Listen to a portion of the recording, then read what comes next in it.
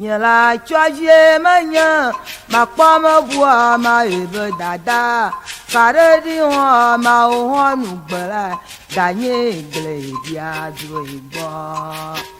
De Matteo chimu, a kuavo de Matteo chimu, jela o jema, kula o kimbana, had a way Malaysia. De Matteo chimu, a kuavo de Matteo chima, jela o jema, kula o kimbana, had a way Malaysia. Makenola gakwa hajo dinyo boibo tiwa Yamanola makochi zo yanyo boibo tiwa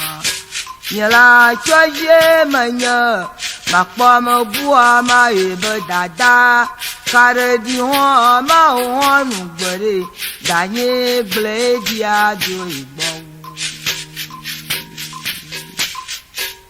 Kakadi wa ma wa nugbo ye dada eble dia do ekwalo Yela joje benyo ma kwa ma kwa ma ebe dada Mareri wa ma wa nugbere kanye eble dia do ekwalo Kakadi wa ma wa nugbo ye dada eble dia do ekwalo Yela joje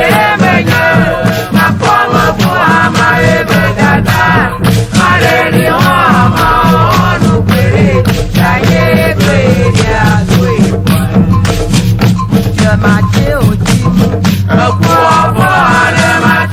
Chima,